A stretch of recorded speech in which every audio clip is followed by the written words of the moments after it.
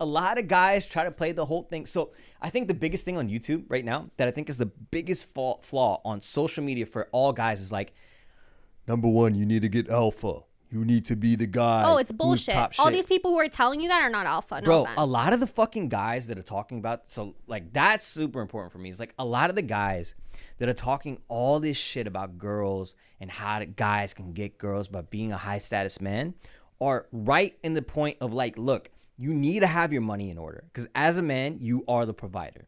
You have to provide for your family. You have to provide for your girl. You have to provide for your kids. You have to be the provider. That's number one thing. And I am a super advocate for getting money. That's my whole thing. When I was coming up, stacks, because I stacked money. That's my whole thing.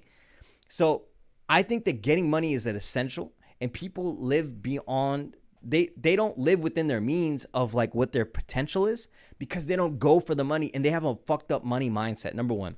So I definitely believe that money is super important. Also, fitness. You have to be in shape because guess what?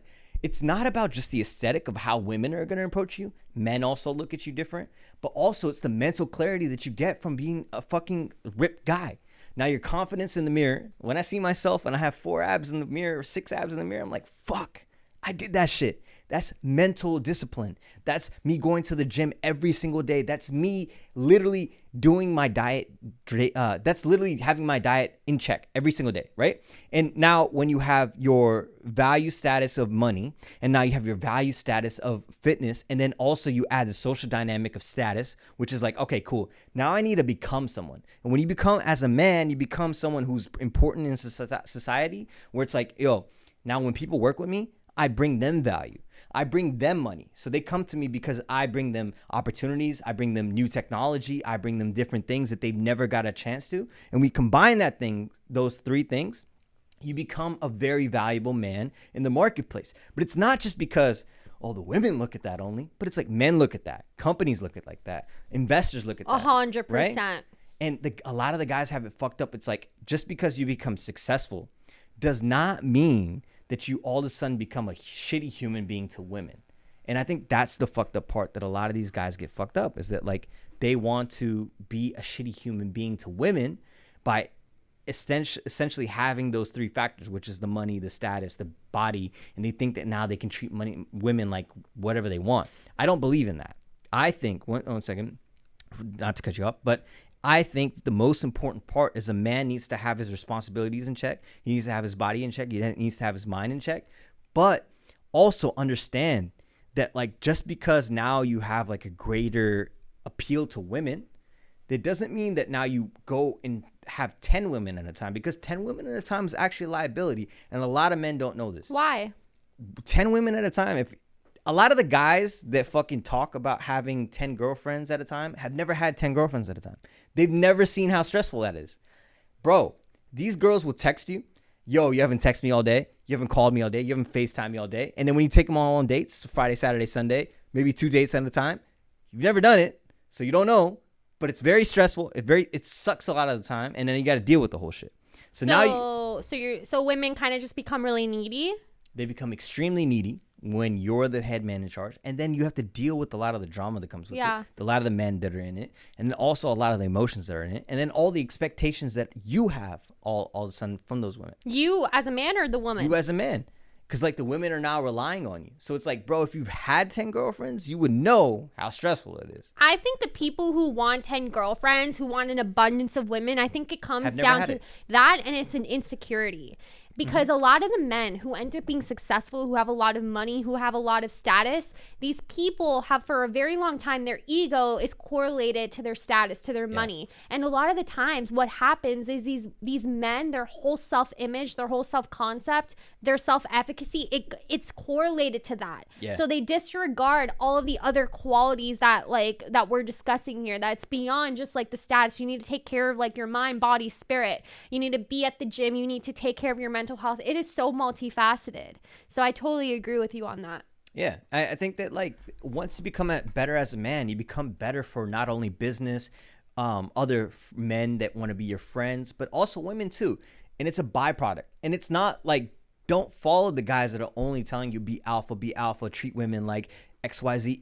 It's a real world we live in, and that's very vacuum based data. So what's the problem? What is the I want you to describe this. What is the problem with how people who quote unquote are alpha, how are they talking about being a high value man, and what is the issue with that, and how do you think things should be kind of reworded or rephrased to the mass appeal? Yeah, I mean, look, every man who accomplishes success, because like if you're in business and you're an actual entrepreneur and you're the head guy in charge, you take money risk, you take reputational risk. So if I fail, now Ryan Kumar has the failure reputation. He gets blasted. Not the 7 people who are under him that fucked up on the product. It's Ryan Kumar takes all the blame. If Ryan Kumar succeeds and his company succeeds, now Ryan Kumar's company succeeds and now he gets all the glory as well, right? So there's a reputational risk. Also the monetary risk, right? A lot of the time, the businesses that are coming out of the day-to-day businesses today and out of business people are not venture backed. So they don't have tons of funding that get actually... they don't have tons of funding. Yeah, they don't have venture capital funding to actually accelerate their business, right? They're actually bootstrapping it. They're taking their own cash and delivering that. Now you have actual money risk when it comes involved. But the people who are under you and now don't have like the money risk involved, and maybe it's the salary risk or they're working on sweat equity. They've never put $1 million up, so they don't know what it sounds like to put $1 million cash into a business and have the risk. I understand that. And I think that the caveats are, now, a lot of guys think that's all the women want. But in a box, if you live in Miami, LA, a lot of women are very superficial to money, for sure. But that's not every single woman. There's so many good girls out there that a lot of guys neglect because they think that they have this short-term thinking, which is like, oh, all girls want money, or all girls want status, or maybe they want an all combination of that. I think that's just attraction, number one, which is like they're attracted to certain attraction. Things. Yeah, but it's like just like you want a girl who has a nice face, nice ass, body, or whatever like that. You know what I mean? Like it's the same shit. And girls are looking at the same shit. And I think that a lot of guys have it fucked up on what they're looking for in a girl, and that prevents them from getting a good girl. Exactly. And that's the thing. And when they get a good girl, they also don't know she is a good girl, and they don't have the balls to ask her the right questions to see if she really is. They don't want to commit to a relationship to see how. Why don't they want to ask the right questions? I think a lot of guys have just been so fucked over, right? They've been so fucked over. Also, they've been so programmed that women are bad. They're deceiving, or they might have cheated, or you can't trust a girl, or she's for the streets, or so many different things in our society today. And social media has almost amplified that. And a lot of men are just so insecure from their beliefs, and they trust the empirical data from what they've seen on social media to rely on their messaging, right? Like the Hoodvilles of the world, the city boys of the world. They think that's gospel. But if you unpack that and you say, let me think for myself. Let me actually go see 20, 30, 40 women. Let me go talk to them. And then also let me make an analytical approach when I talk to them. What do they act like? What are their goals in life? The first thing that I ask a girl when I meet her is, what are your goals? That's what you asked me. I asked you that. What are your goals? And that's when you're going to know, does a girl have the value in her life to even entertain my time? It sounds fucked up, but I don't want to surround myself with a person who does not have goals.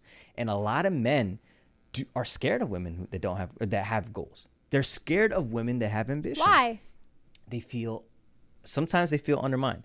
So like right now on social today, you have more followers than me, right? A lot of guys would see that and be like, oh, she's more clouded than me. She can get more guys, blah, blah, blah, some shit like that. They'll feel insecure about it.